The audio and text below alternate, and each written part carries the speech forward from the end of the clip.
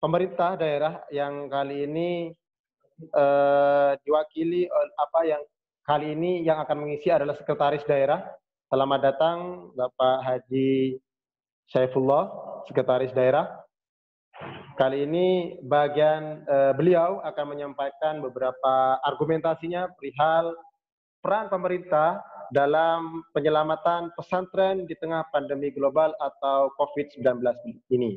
Jadi, sebagaimana disampaikan pertama dari perwakilan DPRD tadi Bapak ya, dari perwakilan DPRD tadi menyampaikan bahwasanya pemerintah kita butuh mendukung anggaran untuk menangani hal ini untuk menyelamatkan pesantren. Terlebih pesantrennya juga harus patuh terhadap protokol kesehatan. Yang kedua, yang disampaikan oleh sahabat Muhammad Saiful Bahar, ternyata untuk dasar hukum bagi pesantren mengembalikan santrinya, dasar hukum mengembalikan santrinya dan dasar hukum bagi pesantren untuk keselamatan pesantren, dasar hukumnya ini belum ada, Bapak Sekretaris Daerah ya. Jadi itu yang disampaikan oleh Mas Bah, dan poin yang terakhir disampaikan oleh Mas Hermanto adalah ternyata untuk wilayah Jawa Timur belum masuk pada standar apa yang diberikan oleh WHO, yang dihimbau oleh WHO untuk memasuki new normal. Kepada Bapak Pemateri Haji Saifullah, kami persilakan untuk menanggapi dan menyampaikan argumentasinya. Terima kasih. Assalamualaikum Mas Abdu dan Pak Hermanto dan semua teman-teman saya seperjuangan untuk membangun kenegarawanan untuk bagaimana situasi kabupaten dan negeri yang kita cinta ini menghadapi COVID. Saya hanya berdasarkan sebuah pengalaman aja. Sebenarnya 1 minggu, 2 minggu yang lalu, saya sudah menyiapkan untuk Kabupaten Bondowoso mempersiapkan untuk new normal. Saya dengan Pak Kapolres, Pak Dandim, Pak Bupati, Pak Wakil Bupati, dan Ketua DPRD berani melakukan ini, karena sebenarnya persoalan COVID ini tidak terlalu signifikan seperti yang kita bayangkan. Dan berapa video yang bisa kita terima, test case ini menunjukkan bahwa persoalan yang menjadi masalah ketika menangani COVID ini bukan pada penyakitnya sebenarnya, tapi bagaimana mensugesti sebuah peradaban dalam mengatasi COVID ini menjadi persoalan penting gitu ya. Saya mengambil contoh Bondowoso awal kena 10 pasien. Tapi ya. Bapak yang bisa belum tentu anak. Tapi kalau Halo? Teruskan Pak Seda, silakan terus Pak Seda. Terus Pak Seda. Yang lain mohon di-mute dulu. Okay. Nanti Pak, gantian lah kita ini ya. Ada 10 pasien ya. Kita analisa dari 10 pasien ini, bahkan dalam teori kedokteran 2 ini sudah pasti ya selesai lah meninggal dunia. Tapi setelah kita pelajari dari 10, 9 orang sembuh total. Bahkan 2 yang kita prediksi meninggal tidak meninggal. Akhirnya kita diagnosa ya. Kita pelajari dan saya duduk bersama dengan dokter-dokter spesialis. Ternyata apa yang terjadi? Sebenarnya jangankan masih baru datang ya, virus aja mudah diselesaikan itu. Nah, saya tanya sama dokter-dokter itu, karena berangkat dari sini, kita akan punya pemahaman bagaimana penyelesaian COVID ini. Tapi kalau masih di tingkat wacana, menakutkan banget gitu. Nah, makanya saya konsep menyelesaikan persoalan, saya berguru kepada Pak Anies. Pak Anies, saya 2 jam mempelajari bagaimana mekanisme Pak Anies menyelesaikan masalah Jakarta menghadapi COVID ini. Nah, ternyata dari pasien yang 10 ini sudah pulang semua sekarang ini. Tinggal ada tambahan 3-4 dari kasus klasternya gua ini. Nah, ternyata setelah saya pelajari, kenapa kok bisa sembuh ini? Rumah sakit, dokter tuh hanya bisa menginjek vitamin C yang dosisnya tinggi untuk menguat imunitasnya. Tetapi keluarga pasien ini justru bawa minuman-minuman herbal seperti mengkudu, jahe merah, kunir, temulawak. Nah, setiap hari itu bergantian. Maka tidak lama, 2 hari, 3 hari sudah sembuh pasien ini. Apalagi barusan kita tahu dari Profesor Dr. Rektor Unhas itu ketika dia kena 1 minggu terkapar hanya cukup dengan minyak kayu putih. Nah, dari 2 kasus ini, belum lagi kemarin kita dapat YouTube ya dari Purwakerto, bagaimana ada sebuah masjid yang dari awal tidak pernah menutup jemaahnya banyak, bahkan Ramadan sangat luar biasa, dekat dengan pasar, sampai detik ini tidak ada satupun yang kena. Nah, artinya apa? Kondisi real ya, antara corona yang kita pahami mengerikan dengan kondisi real tidak sebanding. Nah, kita tadi ada YouTube yang mengerikan sekali ya, ada anak muda yang menantang Jawa Timur, nggak ada itu COVID itu. Memang sulit, Pak. Oleh karena itu menurut saya keputusan kabupaten untuk mengambil langkah new normal itu langkah strategis itu, Pak. Dipercepat itu. Apapun kondisinya, walaupun seperti, mohon maaf, seperti Situbondo saya lihat sampai 31, Jember, coba. Jangan takut itu. Karena begini, ini sudah hampir jadi pemahaman. Kalau jarak 1,5 meter aja, maka virusnya tidak akan masuk, Pak. Tidak akan masuk. Tapi kalau dempet, itu masuk. Nah, ketika berbicara di normal, makanya pondok pesantren, kemarin kita diskusi tentang bagaimana mengamankan pondok pesantren. Justru imunitas bisa terbangun kuat ketika manusia didekatkan dengan masjid. Dan salah satu yang sangat dekat dengan masjid adalah pesantren. Makanya saya tidak terlalu terlena dengan berdiskusi bagaimana mengamankan pesantren. Orang menuju pesantren itu menuju sehat kok. Saya 6 bulan yang lalu mendatangi salah satu pondok pesantren di Jogja, di Jawa Tengah. Saya bertemu dengan ustadznya, Pak Khalid itu. Saya bilang, ini pesantren kok cuma biayanya 500.000. Bayar SPP 150, makan 300. Kalau 350.000, makan 1 bulan itu makan apa? Saya bilang, apa nggak dinaikkan aja Ustadz, supaya gizinya. Apa jawabannya sederhana? Tidak ada di pesantren itu yang sakit dan harus pulang. Imam Syafi'i, ulama-ulama besar itu mereka tuh makannya tidak jelas, setiap hari kadang-kadang tidak makan, tapi lahirlah ulama-ulama besar. Makanya orang yang terlalu merekayasa bagaimana pondok pesantren ditakuti, harus begini, harus begini, saya mungkin bagian yang tidak setuju dengan itu. Walaupun indikasi-indikasi bahwa memang di pondok pesantren juga ada kamar mandi yang kurang bersih, ya oke, sepakat.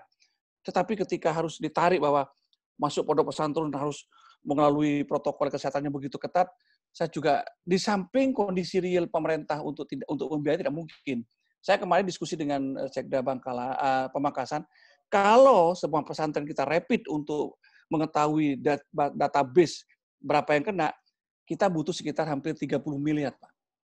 Daripada ini yang kita lakukan, lebih baik kita menguatkan imunnya dengan memberikan sugesti pada masyarakat dan keyakinan bahwa perbanyak herbal, mengkudu datangkan ke pondok pesantren. Ini sederhana aja. Kita cari orang-orang di sekitar kita yang punya mengkudu, digodok panas-panas, diminumkan kepada anak santri, selesai persoalan itu. Yakin saya. Tetapi kan inisiatif seperti ini kan inisiatif tidak beres, gitu. Bukan tidak beres. Agak, ya nggak nyeleneh gitu. Padahal ini logis lah ya. Makanya kalau kita dorong hari Jumat rumahnya, takmir mencari mengkudu hari Kamisnya, kita godok, kita berikan kepada jemaah. Yakin, Pak. Ini murah meriah dan mempercepat. Mengkudu itu hampir menyembuhkan semua penyakit itu. Termasuk diabetes. Sebenarnya kalau kita mau merujuk kepada persoalan yang konvensional saja ya, sederhana sekali itu. Tapi kan kita terlalu merekayasa itu. Menakutkan, ini kok saya sudah hampir berapa hari ini ke masjid berjamaah nggak pakai masker. Saya mensugesti diri bahwa saya datang ke masjid dalam keadaan bersih dan saya mau bertemu dengan Allah, dan pasti orang-orang yang bertemu dengan Allah pasti dididik. Saya berusaha untuk meyakinkan itu, walaupun ini pendidikan yang kurang baik, misalnya pejabat kok seperti ini, tapi saya ingin mendidik kehidupan itu berani menatap masalah bahwa yang kena saja bisa disembuhkan gitu loh. Kenapa kita harus takut? Akhirnya apa yang terjadi? Orang terkucilkan dalam pergaulan, mencium tangan orang tua saja ke ini, dan kita hampir tidak tahu apa dengan kondisi ini saudara kita yang mana gitu. Sehingga nilai sosialisme kita ini menjadi renggang, dan yang paling mengerikan adalah kondisi masyarakat yang saling menggotong royong sekarang saling mencurigai. Bahkan tadi saya dapat WA, ada satu RT yang satu dicurigai kena COVID, maka di sekitar ini tidak boleh bekerja di salah satu perusahaan. Sehingga 90 orang menganggur tidak diterima oleh perusahaan. Ini kan sebuah yang berbahaya sekali. Nah, lapisan-lapisan inilah konsep-konsep seperti ini mari kita dorong masyarakat tidak. COVID ini hal yang biasa, nggak usah kita takutkan terlalu takut lah gitu. Nggak jauh beda dengan virus-virus influenza itu. Ini nanti saya kirim YouTube-nya yang dari Purwokerto, bagaimana seorang takmir dengan keberaniannya, bahkan sepuh, sudah di sana tidak ada satupun dari jemaah itu. Bahkan Masjid At-Taqwa Bondowoso, yang kami tidak dari awal dengan takmir itu tidak mengadukan jarak, rapatkan, sampai detik ini tidak satupun jemaah yang terkena, walaupun pertengahan Ramadan ada isu jemaah takmir Masjid Bondowoso, jemaah Masjid Bondowoso At-Taqwa ada yang kena, tapi setelah sekitar ini nggak ada. Mari kita tetap masa depan ini dengan cerah, new normal kita lakukan. Yang penting ada standar dalam kebijakan-kebijakan itu, karena sekarang kondisi masih ada di arena COVID, maka berikan jarak, termasuk sekolah. Wah, kita ini Bapak Belur, Pak, Malaysia sudah mulai bangkrut dengan tidak ada dengan kondisi yang lockdown yang seperti ini. Terima kasih, Mas Abdu. Mudah-mudahan ini cepat selesai dan ini kita bangun peradaban baru yang saling mencintai, saling mensugesti diri bahwa penyakit ini semuanya datang, dan kita sepakat ini hadis yang dibawa bahwa Nabi pernah menghindari sebuah kota karena ini nampaknya belum bisa dibawa ke konsep yang ada sekarang ini, karena ini bukan penyakit tahun, tapi ini virus-virus biasa yang masuk ke ranah peradaban manusia. Barangkali itu saja. Terima kasih. Terputus ya? Halo? Halo? Ya? Yeah. Oh ya, nyambung. Selesai, Mas Abdul. Ya, Bapak Sekda sebelum itu, mumpung ini normal ya, nyambungnya itu asik. Ini ada beberapa yang disampaikan oleh beberapa materi sebelumnya. Kiranya selain mensugesti masyarakat untuk untuk kemudian menganggap tidak terlalu panik menghadapi COVID-19 ini, kira-kira kebijakan apa yang disiapkan oleh pemerintah, terutama ini anggaran. Apakah kemudian dalam waktu dekat ada anggaran khusus lah untuk penyelamatan pondok pesantren menghadapi pandemi global ini? Monggo, Pak Sekda. Saya sudah membahas dengan Direktur Rumah Sakit dan Kadinkes dan Kepala BPD khusus mengawal pondok pesantren ini. Tapi kita coba ya, saya punya teori, coba dan saya mudah-mudahan 1 bulan ini teori saya benar gitu ya. Jadi pondok pesantren kita lebih super prioritaskan kepada yang santri yang punya gejala. Gejalanya ada 3 ya. Suhu tubuhnya tinggi, 40 lah. Terus pilek nggak selesai-selesai dan ada gatal di tenggorokan. Nah, santri yang seperti ini kita rapid. Tapi santri yang tidak mengalami seperti ini nggak perlu rapid kita. Kita berikan kebebasan mereka. Nah, inilah yang kita siapkan biayanya. Jadi saya menyiapkan untuk rapid itu sekitar 3.000 dengan pondok pesantren yang ada di Bondowoso. Nah, yang jadi persoalan santri yang dari Bondowoso yang mau keluar kota ini yang agak berat kita ini, karena semuanya minta di rapid. Rapid kita sekarang harganya 135.000 kita siapkan. Kalau mandiri, kalau beberapa rumah sakit di Bondowoso ada yang 300-400. Nah, kebijakan untuk mengawal ini dalam rangka mengendalikan APBD kita, itu satu. Yang kedua yang tidak kalah pentingnya adalah pondok pesantren ini kita dorong untuk melakukan langkah-langkah konkretnya seperti kebersihannya, ada olahraga, dijemurlah santri itu pagi hari. Kan COVID ini kalau di matahari 2 menit, 3 menit mati kok ini. Jadi kita dorong kebersihannya. Yang ketiga yang paling penting adalah saya masih punya keyakinan imun yang paling kuat adalah ketika kita beribadah dengan sungguh-sungguh kepada Allah. Nah, dana yang kita siapkan untuk mengawal kegiatan yang pemulangan santri ini hampir kurang lebih sekitar 5 miliar. 5 miliar ya untuk ini. Nah, makanya saya mendorong Dinas Kesehatan untuk ada gerakan puskesmas masuk pondok pesantren gitu. Jadi setiap minggu kita kontrol adik-adik yang belajar itu kira-kira ada tanda-tanda enggak. Dengan tanda-tanda tadi itu, suhunya tinggi, gatal, influenza, nah baru itu kita rapid. Begitu terjadi reaktif, kita rapid, maka kita isolasi, kita tarik dulu. Nah kita siapkan rumah sakit baru. Tapi kalau di pesantren itu ada kamar yang kosong, maka petugas puskesmas akan mengawal isolasi mandiri itu. Tetapi yang paling penting adalah pesantren menyiapkan juga ramuan-ramuan helbar seperti saya. Setelah yang paling murah mengkudu lah. Kalau jahe merah mungkin agak mahal, tapi kalau mengkudu kan hampir di semua tempat banyak. Di kampung-kampung saya banyak itu. Jadi saya ngawal dengan itu saja. Di samping Pak Bupati menekankan kepada saya yang tidak kalah penting adalah doa. Jadi surat-suratnya Pak Bupati, edaran itu pasti diakhiri dengan kalimat berdoalah kepada Allah sebanyak mungkin. Karena doa bisa merubah segala-galanya. Dan itu keyakinan yang tidak bisa kita pungkiri itu. Terima kasih Mas Abdul. Terima kasih. Pemateri ya, Sekretaris Daerah yang telah menemani kita malam ini. Nah, ada beberapa hal yang saya kembali catat sahabat-sahabat begitu. Jadi Bapak Sekda tadi menyampaikan kita jangan terlalu panik menghadapi COVID-19 ini. Kita harus yakin bahwasanya COVID ini sama dengan virus-virus semacam influenza yang mudah untuk disembuhkan. Itu karena ada beberapa keberhasilan, ada 10 pasien yang sudah pulang gitu kan. Dan ini juga disampaikan tadi bahwasanya sebenarnya kembalinya santri kepada pesantren atau orang menuju pesantren itu menuju sehat, itu yang disampaikan oleh Bapak Sekda tadi. Selain itu ada beberapa kebijakan ya, kebijakan dari pemerintah adalah di sini untuk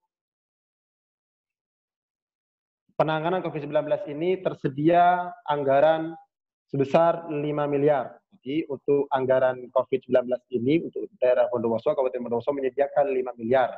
Yang programnya itu sebagaimana tadi disampaikan adalah puskesmas masuk pondok pesantren, di mana yang akan yang akan memfasilitasi pondok pesantren. Kalau soal rapid test, sebagaimana disampaikan Bondowoso belum ya. Jadi yang mau diperiksa atau diagnosa itu adalah santri-santri di pondok pesantren yang ada gejalanya. Ada beberapa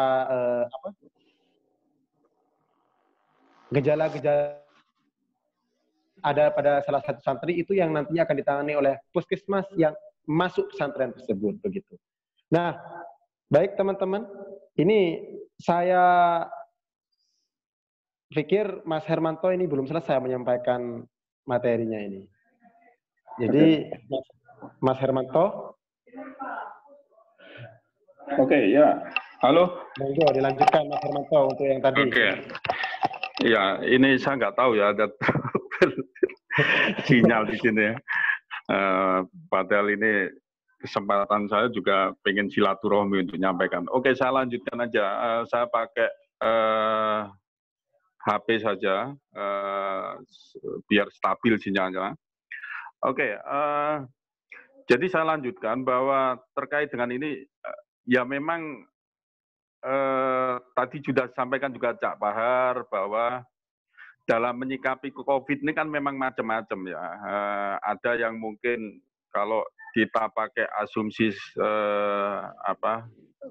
percaya bahwa ini adalah suatu yang sebetulnya tidak perlu dilebih-lebihkan, dan tadi juga mungkin ini yang termasuk tadi yang disampaikan oleh Pak Sekda, tetapi bagaimanapun juga kita harus mengantisipasi resiko yang paling terburuk. Maka kalau kita mengantisipasi resiko yang paling terburuk adalah mau tidak mau harus mengikuti apa standar yang sudah ditekankan, baik oleh WHO atau oleh pemerintah.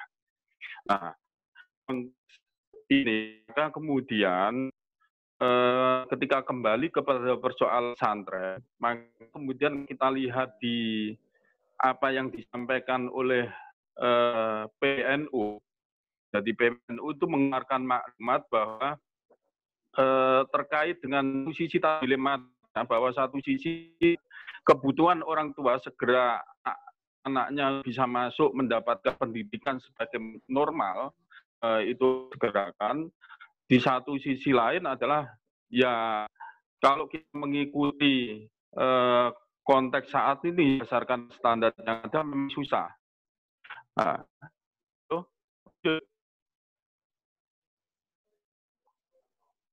Halo, halo. Monggo, lanjut Mas Hermanto. Oke. Nah, kemudian di PBNU menyampaikan bahwa ini akan serahkan pada masing pesantren. Dan pengelola kasus pesantren kalau memang memungkinkan bahwa berdasarkan standar yang ada, kemudian bisa melakukan kegiatan membuka kembali kegiatan belajar mengajar di pesantren. Yang kedua adalah bahwa bagaimanapun juga stand protokol kesehatan harus tetap jalankan. Jadi jangan sampai seperti tadi yang disampaikan oleh Mas Bahar tadi, bahwa kemudian kalau pesantren ini menjadi klaster baru, ini kan akan menjadi dilema juga. No. Makanya untuk bisa meminimalisir pesantren itu tidak menjadi klaster baru, maka salah satunya adalah mau nggak mau protokol kesehatan itu harus kemudian dijalankan di pesantren. Nah, untuk bisa berjalannya protokol kesehatan di pesantren, maka disinilah kemudian dibutuhkan yang namanya, saya setuju bahwa ini persoalan ini tidak bisa hanya menjadi beban dari pemerintah, namun harus menjadi beban bersama-sama juga. Karena kalau kita ngomong pesantren itu juga sebetulnya adalah ada peran dari berbagai pihak untuk pesantren. Maka tidak hanya beban pemerintah daerah, beban pemerintah pusat bisa menjadi beban pemerintah provinsi dan lain-lain. Nah, makanya di maklumat PWNU sampaikan bahwa untuk pemenuhan terkait dengan protokol kesehatan dan lain-lain, maka pesantren harapannya bisa berkolaborasi atau mendapatkan yang namanya pendampingan atau fasilitasi dari salah satunya adalah pemerintah daerah, pemerintah provinsi maupun pemerintah pusat. Bahkan memungkinkan juga dari pihak lain, misalnya dari kita, dari perguruan tinggi misalnya. Nah, di situ apa yang kemudian harus dilakukan di dalam proses pendampingan itu? Jadi kalau kita ngomong terkait dengan kesiapan new normal tadi, jadi prinsipnya adalah bahwa satu sisi yakin itu memang perlu, saya setuju dengan Pak Sekda, tetapi kita juga harus meminimalisir potensi terjadi persoalan tadi. Maka untuk meminimalisir itu adalah tadi harus sesuai dengan standar protokol. Nah, itu maka akan terkait dengan dua hal. Pertama adalah dari internal pesantren sendiri, yang kedua adalah dari eksternal pesantren. Nah, dari internal pesantren sendiri itu maka mau nggak mau juga budaya di pesantren ini juga harus menyesuaikan. Budaya di pesantren, selain sarana dan prasarana, budaya di pesantren ini juga harus menyesuaikan. Nah itu.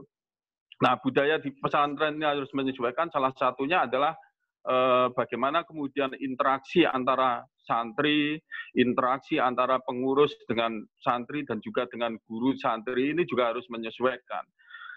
Dan kalau kita lihat di Lirboyo itu sudah ada penyesuaian itu budaya di pesantren. Bahkan tauladan untuk kemudian penyesuaian itu dimulai dari Pak Kiai. Pak Kiai meskipun percaya bahwa yang namanya penyakit itu dari Allah, dia juga beliaunya Pak Kiai ini juga memakai face sleeve, memakai terkait dengan pengaman dan juga memberikan tauladan kepada santrinya. Nah, saya pikir pesantren-pesantren dalam era new normal ini sampai sebelum adanya ditemukan vaksin nanti itu, atau sampai pada kondisi tidak adanya perkembangan untuk naiknya kasus baru COVID, maka harus kemudian menyesuaikan juga. Kalau bisa itu dimulai dari pengelola santrinya untuk merubah budaya itu. Nah, ini juga menjadi tantangan tersendiri. Selain juga persoalan sarana dan prasarana. Misalnya tadi adalah kapasitas tempat yang memadai dan lain-lain.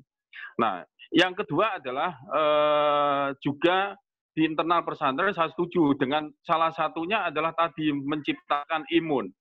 Nah, menciptakan imun ini mungkin nanti berarti adalah di pesantren ini juga harus ada pola-pola baru yang mungkin bisa menjadi bagian dari edukasi kepada santri, termasuk juga edukasi terhadap perilaku dari santri untuk menghadapi masa pandemi COVID ini. Nah, itu dari internal. Nah, dari eksternal bagaimana? Dari eksternal juga orang tua santri juga, karena gini, kita juga saya nggak tahu apakah di Bondowoso sudah diidentifikasi terkait dengan peta pesantrennya. Misalnya di sini pesantren-pesantren besar yang kemudian yang kemarin pada masa PSBB meliburkan, memulangkan santrinya, maka pada saat nanti masuk otomatis kan ada mobilisasi orang dari luar kabupaten. Nah, ini yang harus diantisipasi. Karena kita yakin di Bondowoso mungkin masih perkembangan kasus COVID-nya tidak begitu signifikan. Tetapi kalau misalnya ada mobilisasi orang dari luar Bondowoso, dan kita nggak tahu di situ, maka memungkinkan juga ini kita harus antisipasi. Nah, maka salah satunya adalah edukasi pada wali santri. Makanya di situ ada kemudian dalam draft saya dapat info dalam draftnya protokol COVID itu salah satunya adalah juga harus terkait dengan sebelum orang tua sebelum memberangkatkan santrinya, termasuk di situ adalah apa perbekalan yang harus ditanamkan kepada anak-anak santrinya nanti sebelum melakukan atau berangkat ke pesantren. Nah, ini juga harus diberikan pemahaman. Nah, termasuk juga pada saat santri itu tiba di ini. Nah, saya pikir bahwa dua hal ini makanya kemudian ada 4 kemungkinan. Ini dari perspektif kita mengantisipasi, meminimalisir, ada 4 kemungkinan. Jadi kalau kemudian kapasitas dukungan orang tua wali, kesadaran orang tua walinya juga tinggi, kesiapan pesantrennya juga tinggi, dan dukungan tadi terkait dengan pemerintah daerah untuk fasilitasi pendampingan juga tinggi, maka saya pikir tidak ada masalah kemudian protokol kesehatan itu bisa diberlakukan di pesantren. Maksud saya new normal bisa dijalankan di pesantren. Nah, itu yang pertama. Nah, tentunya di sini harus diinventarisir mana pesantren-pesantren yang siap untuk melakukan ini. Nah, itu. Yang kedua, kalau memang di Bondowoso semua pesantren siap, saya pikir nggak ada masalah. Dan saya lihat kemarin ada terobosan yang sebetulnya positif yang digagas, saya dapat infonya adalah salah satu kesiapan ini adalah ada pesantren tangguh terhadap COVID. Nah, saya pikir ini adalah terobosan program yang bagus dalam rangka untuk menyiapkan pesantren-pesantren, terutama juga mengedukasi orang tua walinya, bahwa nanti kalau santri-santrinya itu balik harus kemudian standar edukasinya, perbekalan dan lain-lain yang harus juga ditanamkan kepada anak-anak santrinya, anak-anak yang akan kembali ke pesantren. Nah, itu yang pertama. Yang kedua adalah memungkinkan di sini adalah pemberlakuannya adalah dilakukan secara bertahap. Jadi saya kok lebih cenderung yang kedua. Maka untuk meminimalisir ya mungkin nanti pemerintah daerah berkoordinasi dengan beberapa pesantren. Kalau memang pesantrennya itu siap, ya silakan untuk diberlakukan itu. Nah, tentunya adalah karena ini fasilitasi dan edukasi mau nggak mau harus disesuaikan dengan standar protokoler kesehatan. Nah, kalau kemudian banyak pesantren yang tidak siap, ya mau nggak mau ya harus menunggu proses itu. Jadi ada 4 kemungkinan opsi. Yang pertama adalah dilakukan dengan dilakukan dengan memberikan kesempatan untuk pesantren untuk membuka kembali itu. Nah, yang berikutnya adalah bahwa saya kok lebih menekankan bahwa dalam konteks ini, kalau ini yang ditanyakan di dalam diskusi ini, apa kemudian peran yang harus dilakukan oleh pemerintah, termasuk pemerintah daerah adalah, ya pertama adalah mengidentifikasi dulu terkait dengan pesantren-pesantren kira-kira yang siap dengan ini, dan nanti harus dipetakan pesantren yang siap, termasuk juga kesiapan dari orang tua atau wali Tentunya dengan edukasi, apakah orang tua dan wali itu sudah sadar benar dan ini untuk kemudian terkait dengan nanti mereka akan berangkat itu. Itu yang pertama. Yang kedua adalah yang harus dilakukan adalah ya kalau tadi yang disampaikan oleh Pak Sekda, apakah itu memang kapasitas sebenarnya yang bisa diberikan oleh pemerintah dalam fasilitasi sama pendampingan pesantren?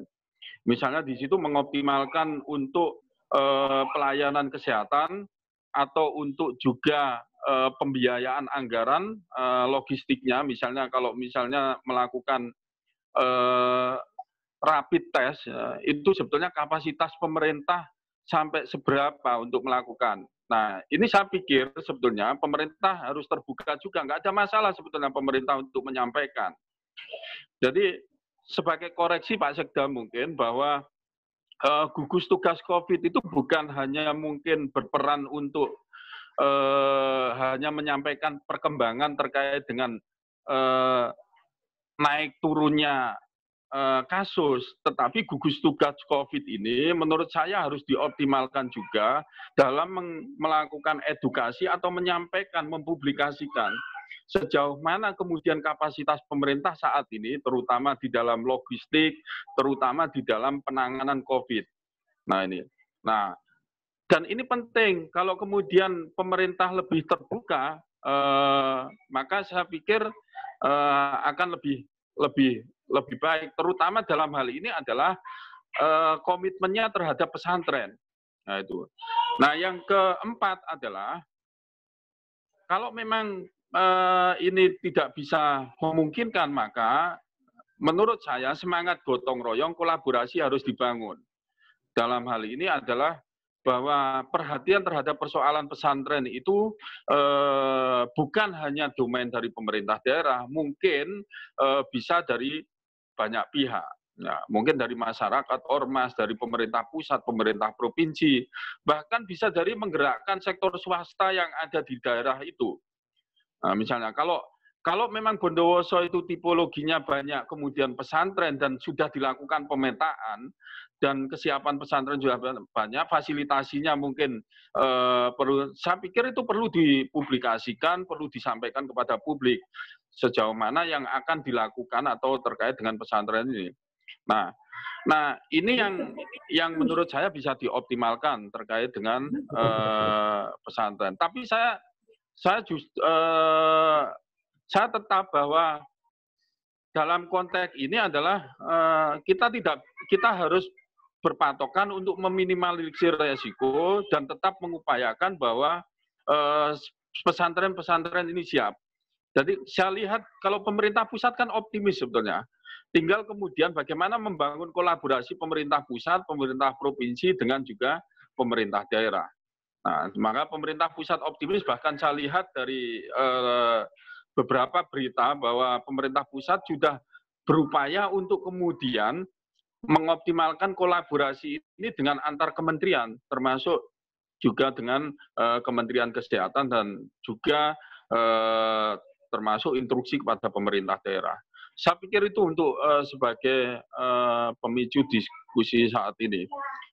Jadi mungkin bagi saya kalau kita lihat dalam ini ya kita meminimalisir resiko ya tetap harus kemudian mengikuti apa yang ada dalam acuan standar untuk penanganan COVID. Menurut saya itu. Mungkin tuh moderator.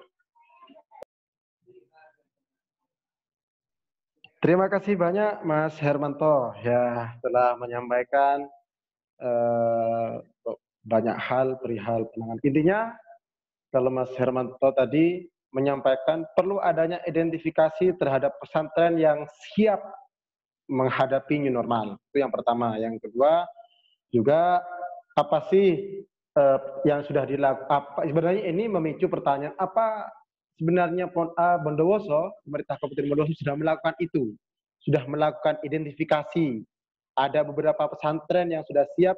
Pertama, yang kedua, ada beberapa pondok pesantren yang sudah mendapat sosialisasi dari pemerintah untuk pemberlakuan new normal. Kira-kira begitu. Ini menarik kiranya untuk ditanggapi oleh pemerintah daerah. Kali ini saya sebelum ke Pak Sekda, Saya minta tanggapan dari DPRD ya, Cak Sahlawi Zen. Ya. Jadi begitu, Cak. Jadi menarik ini. Pertama, betul yang disampaikan oleh sahabat Dr. Saiful Bahar. Di sisi lain kita belum ada dasar hukum, gitu kan. Pesantren belum ada dasar hukum untuk mengembalikan santri, dan dasar hukum untuk apa ya, keselamatan gitu. Yang itu yang pertama. Sehingga ini mendorong pemerintah untuk melakukan beberapa hal yang berbentuk kebijakan. Tadi disampaikan oleh Mas Hermanto, yang pertama harusnya kabupaten itu, pemerintah daerah itu mengidentifikasi pondok pesantren yang sudah siap menghadapi atau ya menghadapi new normal, dan juga mengidentifikasi pondok pesantren sejauh mana pemerintah Kabupaten Bondowoso itu sudah melakukan sosialisasi terhadap pesantren-pesantren yang ada di Kabupaten Bondowoso. Monggo tanggap. Ya, terima kasih. Pada intinya beberapa narasumber saya sangat sepakat, dan saya kira itu satu masukan yang cukup menarik.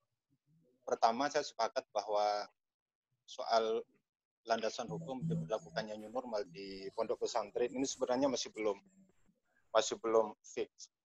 Nah, tetapi pemerintah kadung lebih awal mewacanakan, bahkan mensosialisasikan.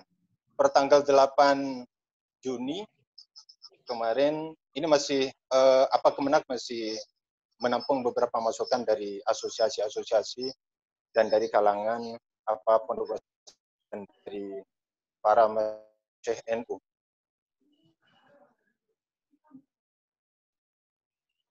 Ada mungkin perlu saya garis bawahi, isolasi mandiri, kembalinya santri di pondok pesantren itu sebenarnya lebih berfungsi satu sebagai isolasi mandiri di pondok pesantren yang bersangkutan. Karena ketika santri kembali kepada pondok pesantren dengan catatan ada protokol kesehatan yang ketat, misalnya bagaimana para pengunjung tidak bebas masuk ke pondok pesantren. Selain itu, apa yang sudah menjadi protokoler COVID-19 ini juga diberlakukan di pondok pesantren. Nah, pada saat itu, maka keberadaan atau tinggalnya santri di pondok pesantren itu menjadi fungsi isolasi mandiri untuk menjadi bagian dari pemutus mata rantai penyebaran COVID-19. Itu satu. Nah, kemudian yang kedua, yang juga perlu digarisbawahi bahwa kegiatan pesantren itu satu hal yang berbeda dengan kegiatan pendidikan pada umumnya. Jadi meskipun di pondok pesantren ini ada fungsi-fungsi pendidikan, ini yang perlu kita ketahui dan perlu kita sadari bersama, itu mungkin kebijakannya sama bagi pendidikan yang ada di luar pondok pesantren. Jadi kalaupun ada pondok pesantren itu adalah tetap mengacu kepada ciri khas pendidikan yang ada di pesantren. Karena memang itulah inti atau core daripada kegiatan pendidikan di pondok pesantren. Jadi jangan dibayangkan ketika santri itu kembali kepada pondok pesantren, maka kegiatan pembelajaran pendidikan formal itu akan berjalan. Saya kira itu tidak. Ini mungkin yang hal yang perlu digarisbawahi dan menjadi pemahaman kita bersama. Nah, kemudian kita tahu bahwa di pondok pesantren sebenarnya sudah ada kebijakan lokal atau ada nilai-nilai yang sudah menjadi budaya pesantren, misalnya bagaimana para santri dianjurkan untuk mulazamah atau langgeng, punya wudu terus dalam keadaan suci, dan itu menjadi bagian dari pada upaya untuk mencegah penyebaran COVID-19 ini. Kita memang dihadapkan kepada persoalan yang sangat dilematis, ya. Akan tetapi bahwa kembalinya pesantren, kembalinya santri di pondok pesantren atau pemberlakuan new normal di pondok pesantren ini sudah kadung menjadi isu lokal dan bahkan menjadi isu nasional. Jadi suka tidak suka, maka pemerintah saya kira memang harus hadir di situ dan memastikan keselamatan warganya. Perlu saya sampaikan di sini bahwa jumlah pondok pesantren sebenarnya di Bondowoso ini cukup besar, meskipun jumlah santrinya sangat variatif. Jadi kalau di catatan RMI yang berada di bawah naungan RMI NU saja, itu tak kurang dari 200 pondok pesantren. Meskipun dari 200-an pondok pesantren itu mungkin tidak semuanya secara aktif melakukan update emis di Kemenag.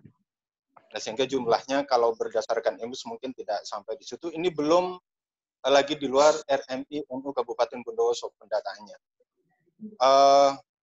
Kemarin terkonfirmasi bahwa jumlah santri yang menetap di Bondowoso, baik itu yang berasal dari lokal Bondowoso maupun dari luar, itu tidak kurang dari 16.000 santri.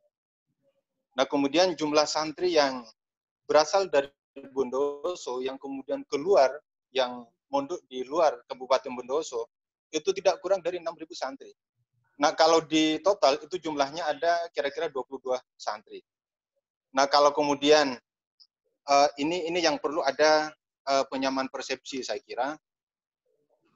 Kalau kemudian misalnya pemerintah hadir di situ untuk memberi supporting anggaran, pertama misalnya perlu ada fasilitas rapid test secara gratis. Berdasarkan raker pansus maupun dari Komisi 4, sebenarnya biaya rapid test itu bisa ditekan sedemikian rupa. Taruhlah misalnya bisa ditekan sampai 200.000 per orang. Nah, kalau 22.000 santri itu dites semua, itu memerlukan anggaran kurang lebih 4,4 miliar.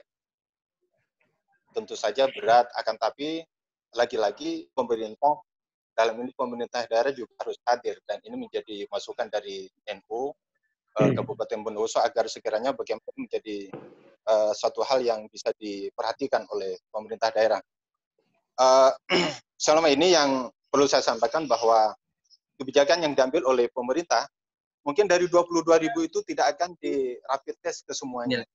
Kemarin diambil satu kesepakatan bahwa bagi santri yang berasal dari zona merah, kecamatan zona merah, itu akan difasilitasi secara gratis. Nah, bagi yang di luar zona merah itu cukup minta surat keterangan sehat, tapi minus keterangan bebas dari paparan COVID-19. Nah, cuma persoalannya adalah saya potong ya. Mohon maaf saya potong. Ini kami yang saya tanyakan tadi memperjelas. Jadi per detik ini pesantren-pesantren di Kabupaten Bondowoso banyak yang balik, Cak. Ada misalkan di Panjogati, di Pondok Pesantren Al-Usmani, dan beberapa pondok pesantren di Bondowoso itu sudah mulai mengembalikan santrinya. Nah, sebagaimana disampaikan oleh Mas Hermanto tadi, kira-kira identifikasi pesantren atau berapa pesantren yang sudah disentuh oleh pemerintah untuk melakukan sosialisasi gitu, perihal menyambut new normal yang diwacanakan oleh pemerintah daerah. Kalau perihal anggaran, sebagaimana saya kutip dari beberapa pernyataan pemerintah daerah, memang Kabupaten Bondowoso rupanya tidak menyediakan. Beberapa berita itu mengatakan begitu. Tapi sesuai dengan diskusi malam ini, jadi pemerintah per detik ini itu apakah sudah mengidentifikasi pesantren-pesantren, ada berapa pesantren, dan apakah sudah melakukan sosialisasi untuk menghadapi new normal ini? Itu poinnya, Cak. Ya, jadi kalau baik, itu ya. Baik, terima kasih. Terima kasih. Pertama, saya sangat setuju apa yang disampaikan oleh Mas Hermanto. Identifikasi itu penting dan bahkan menjadi satu kelaziman. Nah, meskipun ini lambat, tapi saya kira tidak ada salahnya bagaimana pemerintah melangkah secara lebih proaktif dan lebih progresif, saya kira begitu. Nah, kan tapi bukan berarti pemerintah, karena saya di Komisi 4, ini juga ada koordinasi dengan Dinkes, dan Dinkes sudah melakukan koordinasi dengan puskesmas se-Kabupaten Bondowoso, agar bagaimana berkoordinasi dengan pondok-pondok pesantren untuk berkoordinasi tentang kesiapan menyambut kembalinya santri di pesantren di pesantrennya masing-masing. Perlu sekedar informasi bahwa untuk Kecamatan Cermi per hari ini sudah ada pondok pesantren yang menerima santrinya kembali, dan itu berkoordinasi dengan petugas puskesmas, dan petugas puskesmas itu hadir menjadi bagian penting untuk memastikan mana santri yang harus membawa surat keterangan sehat, yang berasal dari kecamatan yang zona merah itu harus rapid test dulu, dan kemudian pengurus, pengasuh, pimpinan pesantren harus mempersiapkan melaksanakan kesehatan secara ketat, dan itu sudah dilakukan. Saya kira di semua kecamatan, puskesmas di semua kecamatan itu sudah ada koordinasi tentang itu. Nah, cuma akan menjadi lebih baik andai kata identifikasi ini dilakukan lebih awal. Nah, begitu. Jadi sudah berjalan. Jadi dalam hal ini dinas kesehatan melalui puskesmas yang ada di kecamatan sudah ada koordinasi yang baik dengan beberapa pondok pesantren. Nah, identifikasi baik, berarti Baca Salawizan ini, jadi pemerintah rupanya sudah ada ada koordinasi yang baik dengan beberapa pondok pesantren yang itu informasinya beberapa pesantren yang melakukan pengembalian santri ke pondok pesantren hari ini itu sangat baik komunikasinya dengan puskesmas tempat, begitu ya, Cak ya? Nah, ya, betul. Nah, lanjut ke pemateri yang selanjutnya, saya tertarik untuk bicara dengan Sekda kali ini. Sekretaris daerah ya, Bapak Haji Saifullah. Bapak Haji Saifullah. Jadi ada dari peserta diskusi kali ini menyampaikan beberapa pertanyaan yang ingin saya sampaikan lebih tepatnya kepada pemerintah, yang kali ini saya ingin ke Bapak Haji Saifullah. Rupanya belum terkoneksi sahabat-sahabat ya dari Bapak Haji Saifullah. Jadi oke, karena belum terkoneksi kepada Bapak Haji Saifullah, di sini sahabat Haji Saiful Bahar, apa sudah terkoneksi? Pemateri Bapak Haji Muhammad Saiful Bahar. Bapak Haji Muhammad Saiful Bahar, apakah sudah terkoneksi? Nyambung. Oke. Nyambung. Nah, begini Bapak Cak Bahar ya. Jadi tadi disampaikan bahwasanya sebenarnya beberapa pesantren di pengembalian santrinya ke pondok pesantren, ada di Pondok Bedian, Al-Usmani itu saya tahu sendiri, ada pengembalian pesantren di sana, juga ada beberapa pondok pesantren di Bondowoso juga melakukan pengembalian. Nah, tadi sebagaimana disampaikan oleh pemerintah daerah, hal-hal yang berupa rapid test itu kan sebagaimana diwacanakan oleh sahabat Dr. Cak Bahar ini kan tadi perlu, karena kalau tadi berkaca pada pondok pesantren Nurul Jadid tadi dimintai keterangan kesehatan gitu. Jadi Bondowoso tidak menyediakan itu, Cak. Jadi tadi malah Pak Sekda bingung mengatasi santri-santri di luar yang nyantri keluar Bondowoso begitu. Kira-kira kalau dari masukan dari Bapak Saiful Bahar sendiri, kira-kira apa itu untuk itu? Begini ya, kita mau pakai logika apa dulu? Kalau pakai logika ilahiyah ya sudah, kita doa saja, kita bangun imunitas kita ini dengan baik, lalu kita datang ke masjid, sholat tahajud yang baik, sholat duha yang baik, ya sudah. Insya Allah memang kita akan mendapatkan imunitas itu, karena memang pada intinya yang akan dilawan oleh menghadapi COVID ini kan sederhana. Pilihannya dua, kita benturan sekalian dengan COVID ini, atau kita melarikan diri, atau menghindar. Membenturkan diri bagus bagi mereka yang memang masih memiliki ketahanan atau memiliki imunitas bagus. Kenapa? Karena mereka yang terpapar tapi mereka tidak jadi korban, itu justru menjadi kebal. Tapi bagi mereka yang memiliki kerawanan, ya tentu menghindar saja begitu. Nah, kalau pakai logika kesehatan, makanya sejak awal saya mengatakan ada yang pakai mazhab kesehatan, maka ini akan ketat. Dan kebanyakan pesantren-pesantren yang di situ ada pendidikan kesehatannya, misal di Nurul Jadid, karena di situ ada pendidikan kesehatan, itu ketat sekali. Bahkan kami kemarin ketika rapat di internal itu akan pakai rapid test saja. Halo, didengar ya? Ya, dengar Pak Dokter. Dengar. ketika mau rapid test saja, itu ditolak oleh beberapa alumni yang kebetulan dokter. Apa kata mereka? Itu tidak valid. Rapid test itu tidak akan memberikan jawaban. Harusnya pakai PCR atau pakai swab. Dan itu sangat mahal. Tentu tidak mungkin itu pakai swab dan PCR itu. Tidak mungkin lah. Kalau pondok harus nanggung. Maka rapid test dijadikan sebagai salah satu pintu masuk saja untuk menentukan apakah ini dicurigai atau tidak. Itu yang pertama. Yang kedua, memang kalau kita mau jujur, negara ini kan cuci tangan semua. Pemerintah pusat cuci tangan, di PSBB aja minta kepada pemerintah daerah untuk mengajukan begitu kan. Lalu Kemenak juga cuci tangan, tidak memberikan jaminan harus seperti apa. Sampai-sampai tidak ada satu lembaga pun sampai hari ini RMI saja tidak membuat sebuah akreditasi. Pesantren mana atau pesantren macam apa yang boleh diperkenankan mengembalikan santrinya. Maka ini akhirnya menjadi persoalan yang tidak selesai. Maka dengan keyakinan masing-masing, para kiai kita itu yang sangat dekat dengan Allah itu akhirnya, ayo sudah kita kembalikan dengan bacaan semua istighosah, sholawat yang kita lakukan. Dan tentu ini sebenarnya persoalan kita, persoalan yang harus kita lakukan. Saya begini, hal yang penting selain sekedar hanya new normal itu adalah kesadaran baru bersama. Ini yang harus kita bangun bersama, dan itu tidak bisa hanya sifatnya struktural, harus kultural juga. Pemerintah daerah, saya suka dengan gaya Pak Sekda yang optimis, sangat optimis dengan ayo kita lawan dengan doa. Saya suka itu karena memang para kiai kita mengajarkan itu.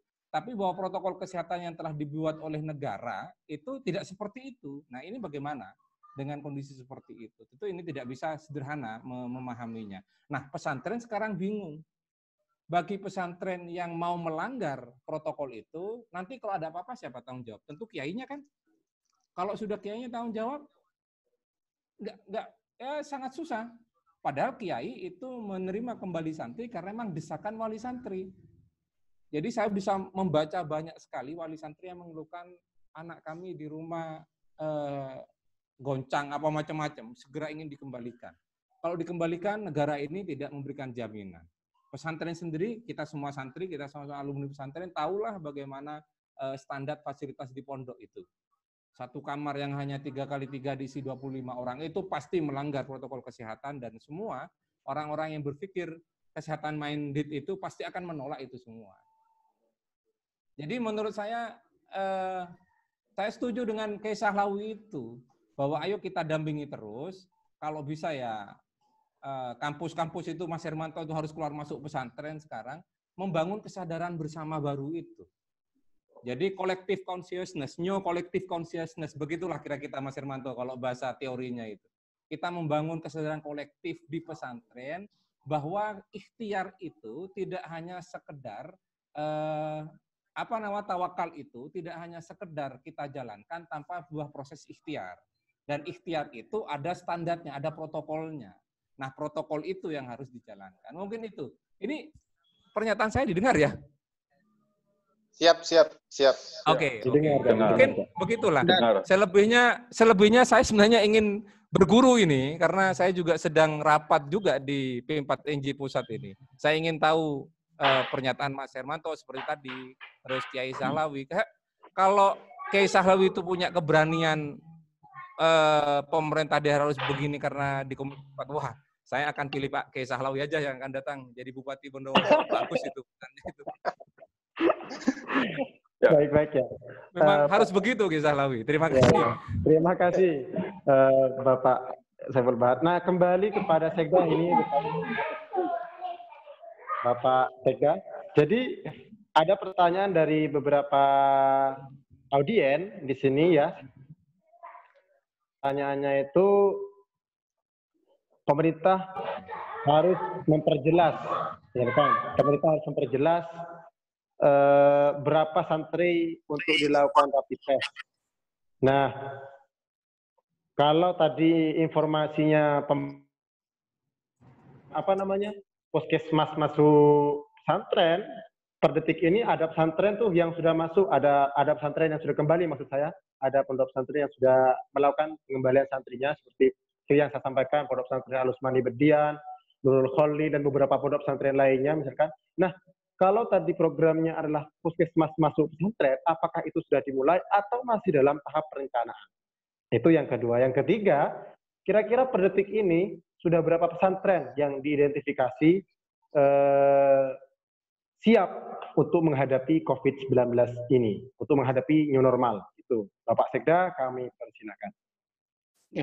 Terima kasih. Ini saya merasa sungkan karena banyak guru saya. Ini ada Pak Hermanto, ada Dr. Bahar, ada Kiai Selawi, dan semuanya ya.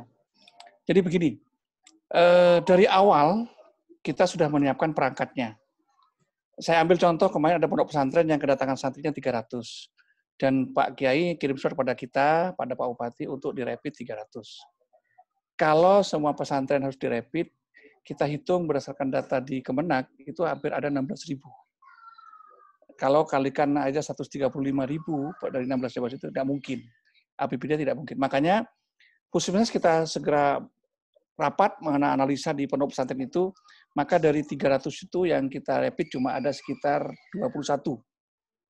Dengan prioritas gejala yang tadi saya sampaikan itu, pilek, suhu tubuhnya 40, terus ada gatal-gatal di kerongkongan. Itu yang pertama.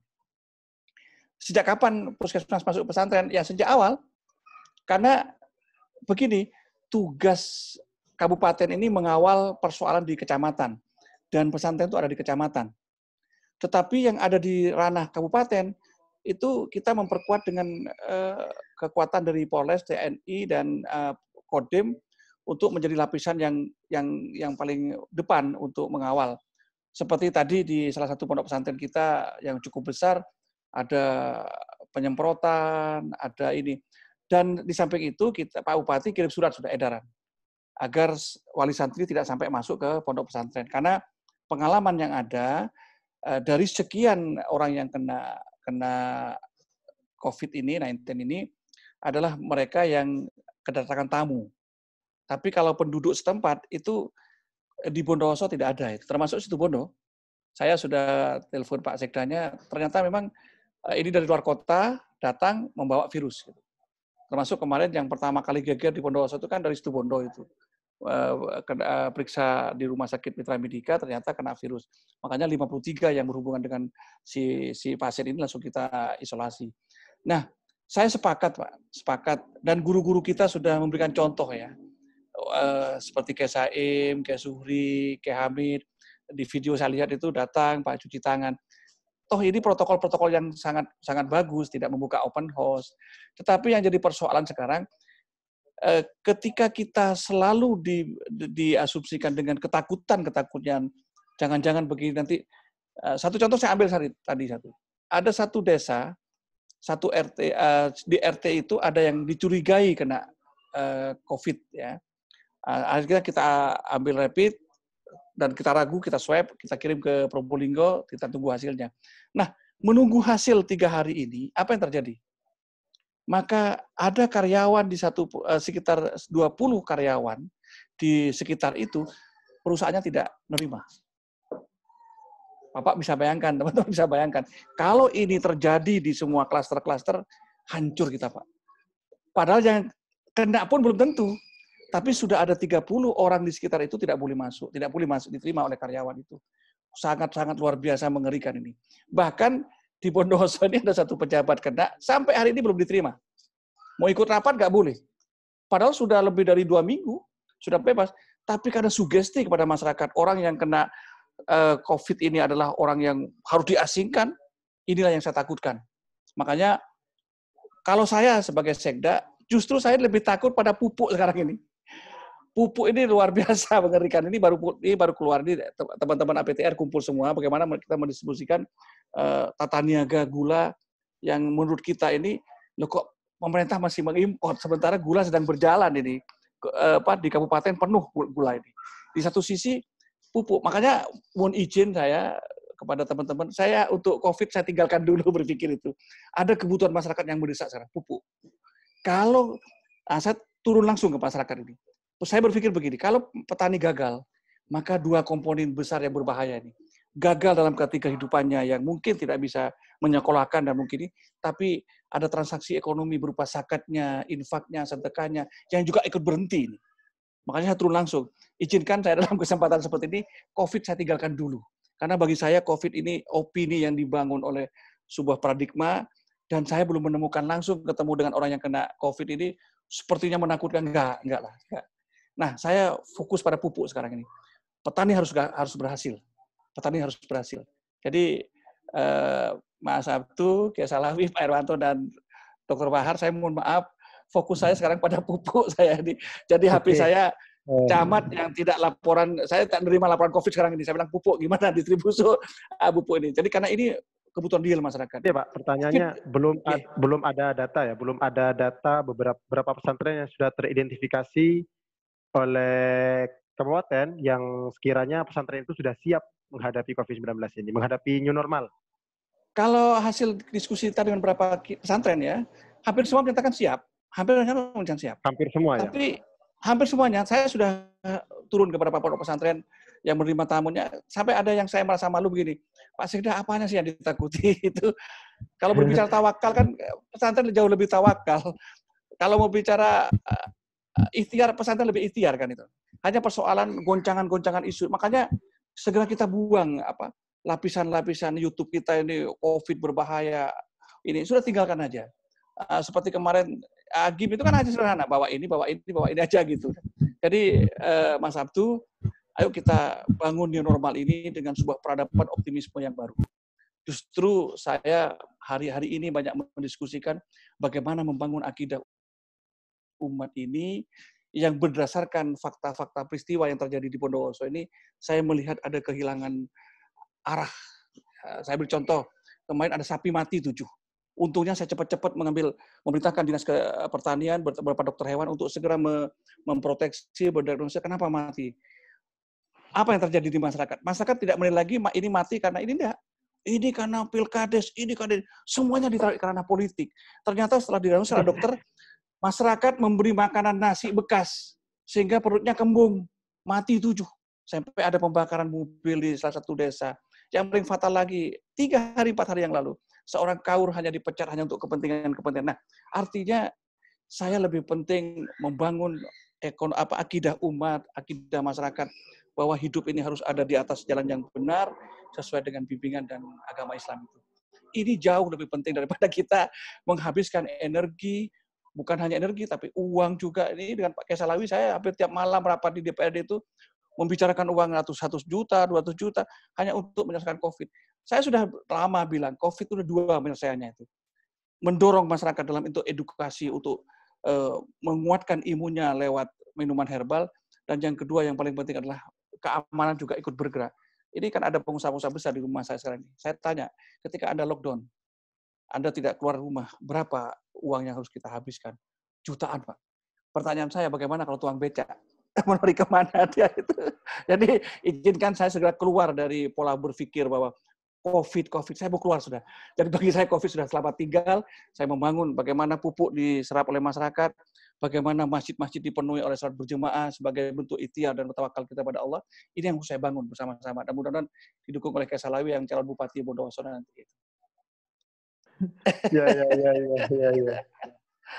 Bapak ya, itu ya. Satu hal, sampai sekarang belum ada pondok pesantren yang WA saya, telepon saya, santrinya kena, nggak ada. Karena memang nomor HP saya ini hampir kemana-mana, nggak ada sampai sekarang ini. Ini sudah santri sudah mulai berdatang, belum ada. Hampir 1 minggu kan sudah datang, itu nggak ada. Dan puskesmas terus saya monitor. Pak Camat saya terus berikan, ada nggak persoalan? Nggak ada. Yang justru masalah ada di tengah masyarakat ini. Ada yang kena, ini Pak Sekda seharusnya kerja di perusahaan ini ditolak sekarang. 230 orang. Yang setiap hari gajinya hampir 40.000. Jadi 1 hari 1.200.000 sudah tidak berputar di RT itu, di desa itu. Apa yang bisa kita bayangkan kalau ini terus terjadi? Terima kasih dan mohon maaf. Baik, mungkin itu yang terakhir ya, sahabat-sahabat. Ya, Bapak Sekda mungkin langsung closing statement di pertemuan kali ini. Nanti bergilir saya lanjutkan kepada pemateri yang lain. Closing statement. Ya, terima kasih. Izinkan saya menyampaikan, mari segera kita tinggalkan COVID ini. Dengan sebuah keyakinan, protokol kesehatan kita ikuti sebagai ranah regulasi yang dibangun oleh pemerintah. Tetapi yang paling penting ada 2. Bangun imunitas ke tubuh ini dengan 2 kekuatan besar. Pertama dengan bersungguh-sungguh ibadah kepada Allah, minta dengan kan ada sudah petunjuk rubah hidupmu dengan doa. Yang kedua, cukup dengan makanan herbal yang ada di sekitar kita saja itu. Mengkudu, jahe merah, dan minyak kayu putih, itu aja cukup dah. Dan kita bangun optimisme ke depan. Insya Allah kita menjadi bangsa yang kuat. Terima kasih. Assalamualaikum warahmatullahi wabarakatuh. Waalaikumsalam warahmatullahi wabarakatuh. Berlanjut kepada Mas Hermanto. Ini Mas Hermanto. Halo Mas Hermanto. Ya, terima kasih. Tanggapannya dan closing statement. Oke, jadi saya setuju bahwa salah satu memang untuk mengatasi ini kan semangat optimisme bangun. Dan yang lebih penting juga bahwa ini juga persoalan yang harus ditangani bersama-sama. Jadi harus ada semangat juga gotong royong dan lain. Tapi realnya kita juga tidak bisa kemudian menegasikan masalah COVID ini karena faktanya ini juga ada, dan tetap peran-peran itu harus dijalankan untuk bisa dimaksimalkan. Nah, menurut saya bahwa semangat gotong royong yang harus dibangun adalah salah satunya adalah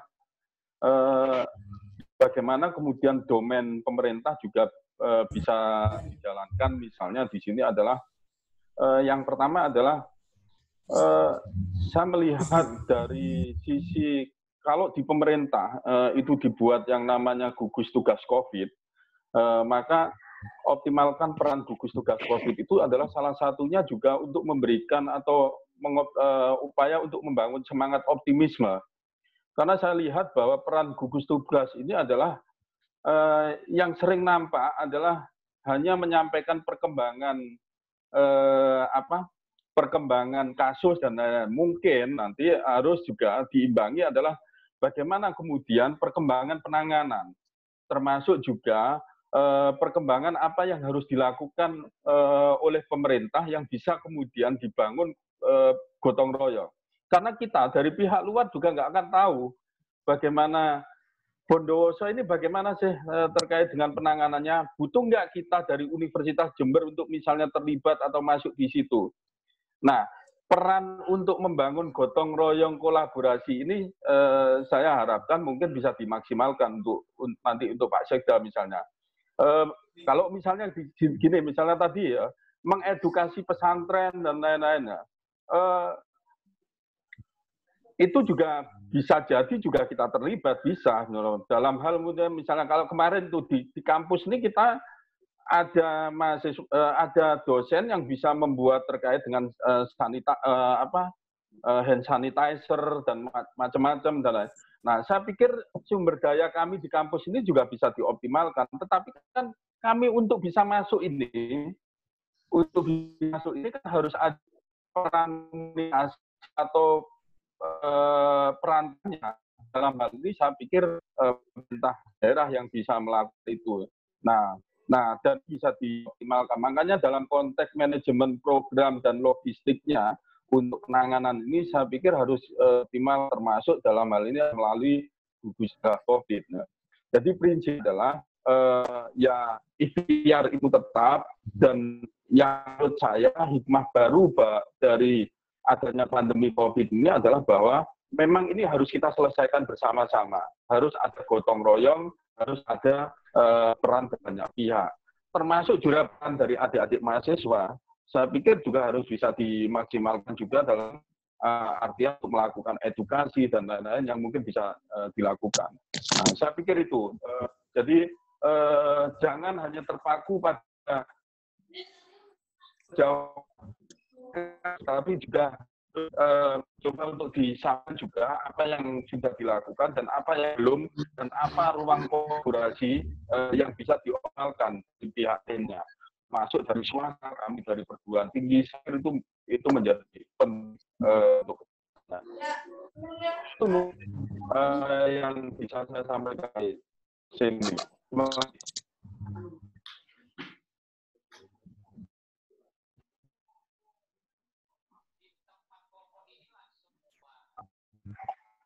Ya, saya kembalikan kepada Bapak.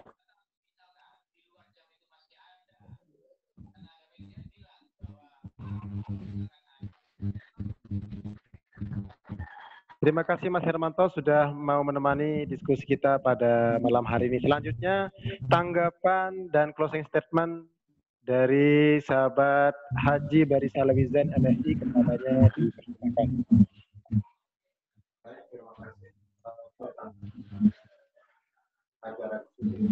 Saya kira sangat positif secara pribadi dan juga atas nama bagian dari pemerintahan Kabupaten Brebes mengucapkan terima kasih. Mudah-mudahan beberapa masukan itu menjadi salah satu masukan penting yang akan ditindaklanjuti ke depannya. Kemudian yang kedua, perlu diketahui, saya mengingatkan kembali atau menegaskan kembali bahwa persoalan COVID ini ada 3 klaster yang secara bersamaan akan ditangani. Pertama, soal pencegahan atau penanganan di bidang kesehatan. Kemudian yang kedua, penanganan dampak sosial melalui program jaringan penanganan sosial. Nah, kemudian ketiga itu soal recovery ekonomi. Nah, saya ingin bahwa persoalan yang terhadap berputarnya roda ekonomi dalam konteks pandemi COVID-19 ini adalah jangan dipisahkan, harus menjadi satu kesatuan utuh. Misalnya persoalan pupuk, bagaimana kemudian mensupport agar bidang pertanian itu berjalan normal, itu harus dirumuskan menjadi satu skema, menjadi satu kesatuan dalam ranah recovery ekonomi atau mendorong untuk meningkatkan kemajuan di bidang ekonomi sebagai dampak dari COVID ini. Nah, saya kira itu yang bisa saya sampaikan. Terima kasih. Assalamualaikum warahmatullahi wabarakatuh. Waalaikumsalam warahmatullahi wabarakatuh. Selanjutnya yang terakhir ya. Terima kasih sebelumnya untuk Cak Salawi. Selanjutnya yang terakhir ini Cak Dr. Saiful Bahar ini. Tanggapannya sekaligus closing statement, Cak. Monggo dipersilakan. Assalamualaikum warahmatullahi wabarakatuh. Sahabat-sahabat, sebenarnya hampir tidak ada tukang becak yang kena. Hampir tidak ada tukang cangkul di sawah kena. Hampir tidak ada tukang buang sampah yang juga kena. Data yang menunjukkan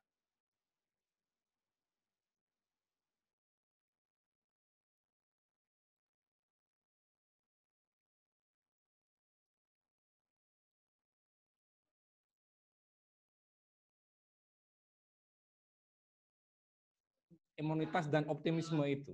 Dan saya yakin pesantren itu sudah mempersiapkan imunitas dengan cara ritual itu. Saya yakin, saya hakul yakin. Dan untuk konteks ini saya mendukung apa yang dikatakan oleh Pak Sekda. Namun, sahabat-sahabat sekalian, bahwa hari ini COVID itu telah melahirkan banyak kerentanan sosial, itu tidak bisa dipungkiri.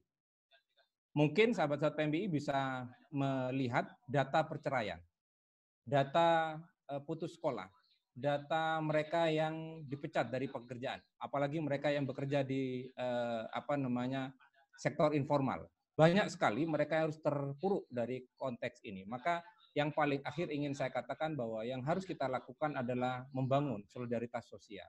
Dan itu adalah tugasnya sahabat-sahabat PMI. Kita mengandalkan pemerintah sudah gagap menghadapi COVID ini. Tidak ada satupun bupati yang gagah menghadapi COVID ini. Semua pontang-panting. Ada seorang bupati telepon saya, kenapa Bondowoso itu angkanya tidak setinggi kabupaten yang lain? Saya sederhana mengatakan bahwa karena bupati saya seorang kiai dan doanya insya Allah makbul. Dan itu cukup bisa memberikan alasan, karena kalau melihat apa yang dilakukan oleh pemerintah daerah, ya kan sama saja dengan pemerintah kabupaten yang lain. Yang pertama. Yang kedua, kalau kita melihat budaya masyarakat kita, masyarakat Bondowoso jauh lebih tidak bisa diatur mungkin dibandingkan kota-kota yang sudah terdidik. Tapi kenapa Bondowoso angkanya tidak terlalu signifikan? Saya bilang karena kiainya, bupatinya kiai. Apalagi ternyata tadi Pak Sekda juga seorang kiai. Kita harus berterima kasih itu. Kiai Matkur, Kiai Sahlawi harus berterima kasih karena fungsinya sudah diambil oleh Pak Sekda itu. Mungkin itu yang bisa saya sampaikan. Jadi ayo kita bangun optimisme, karena pada nyatanya data yang ada, tukang becak nggak ada yang kena, tukang buang sampah tidak ada yang kena, mereka yang jadi tukang cangkul di sawah juga tidak kena, tapi yang berbahaya itu mereka yang biasa hidup di AC. Itu anggota DPR bahaya itu. Ada Pak Haji Sahlawi dengan Kiai Sahlawi dan Pak Haji Samsul Tahar itu. Bahaya itu, hati-hati itu. Sekian dari saya akan mengikuti rapat di P4NJ.